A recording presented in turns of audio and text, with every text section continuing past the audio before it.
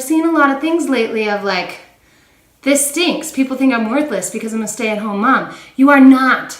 You are one of the most undervalued, underappreciated pillars of our society. And I just want to say thank you. Help me, Mama.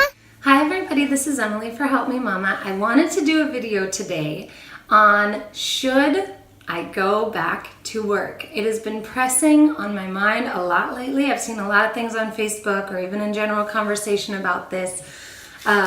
When do you go back to work? Should you go back to work? And so I just wanted to give my 2 cents, and I wanted to give an encouragement. Number one, because there are a lot of stay-at-home moms, myself included, who feel demeaned or less than because we are stay-at-home moms, because this is the choice that we've made with our lives.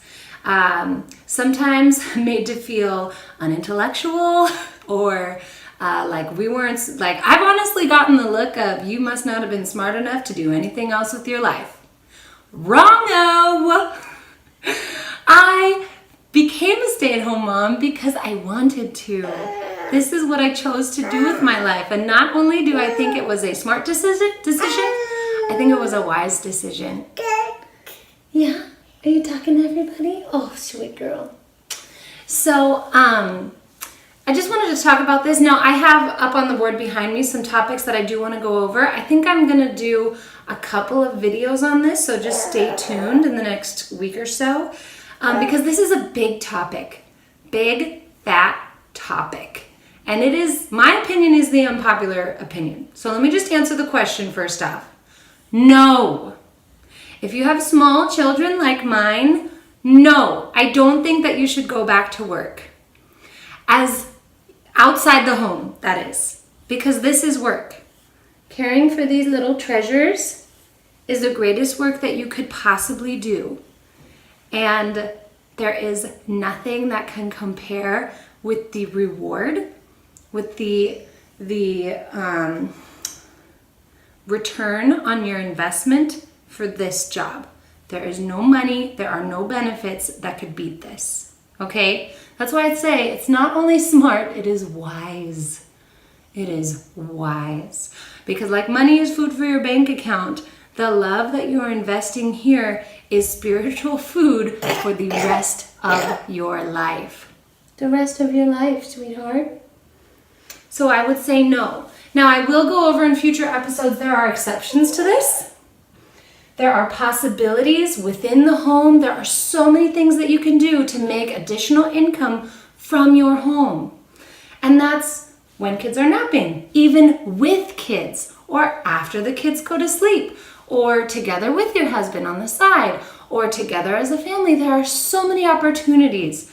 So I would say if this is a financial need and not just a status need, or a misguided feeling of obligation, if it is just a financial need, I say please do your homework, explore ways that you can make that extra money or save money by working within your home. And I'll talk about that, there's just endless opportunities and possibilities. But if you have small children especially, but even up to 17, 18, your children need you. They need you. You love them the most. You will pay attention to details in their care. You, my dear and beloved woman, no one will care for them like you do. No one. That's just the plain truth. Unless you're a terrible person, okay? And if you're watching this video wondering what's the best for your child, you're probably not a terrible person, okay? Let's just get that off the table. This is where your heart should be. Now, I'll just tell a little story. I used to work at a clinical research firm, and it was Thanksgiving. We all went around the table and we said what we were thankful for.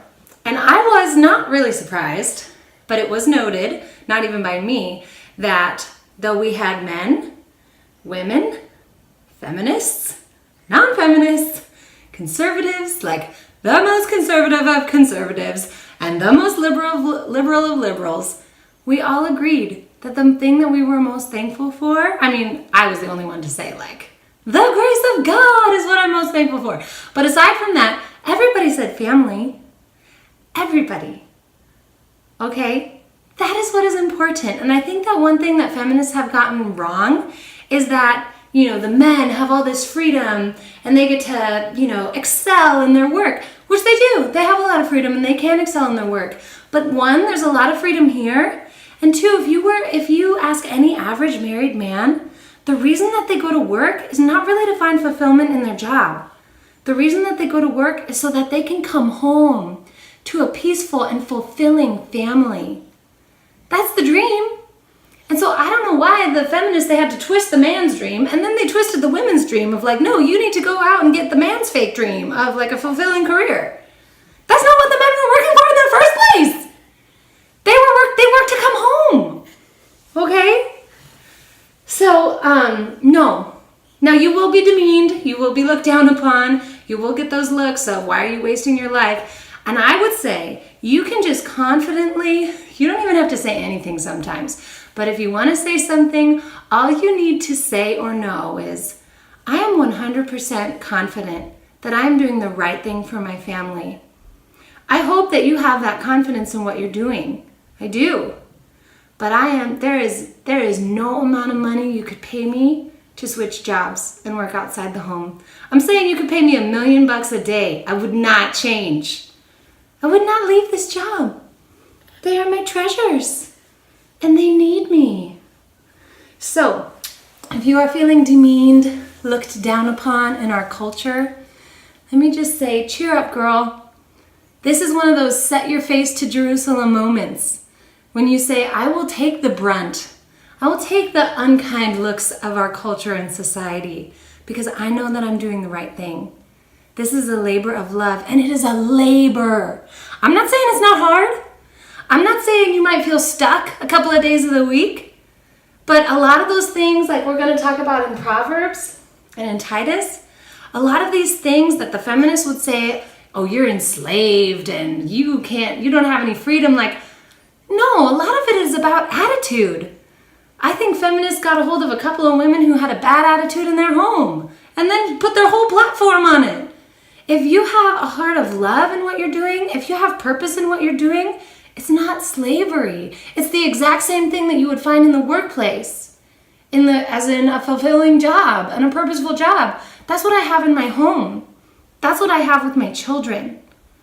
And so I don't need to go anywhere else but where God has placed me to find that fulfillment. And it does depend a lot on your attitude. If you're sick of doing dishes, just like you tell your children to correct their attitude, you gotta correct your attitude, sister. You gotta think about it with fresh eyes. The Lord has to renew your mind, like Romans 12:1. You have to have a new way of thinking about your job because it is the most important, legacy, fulfilling, purposeful job that you can do. It is so important. So I think I'm going to leave it there, even though, as you can see, I could talk for hours. But I want to be encouraging because I've seen a lot of things lately of like, this stinks. People think I'm worthless because I'm a stay-at-home mom. You are not. You are one of the most undervalued, underappreciated pillars of our society. And I just want to say thank you. Thank you for joining me in this endeavor. You are worthy. You are full of worth. You are important. You're like the foundation of the next generation. Your job is important, okay? So I want to be encouraging on that front. I am going to put a couple of links up that were just inspiring to me that I will talk about more in depth. For now, subscribe. And you can always check out my Facebook page and check the links that I will post below.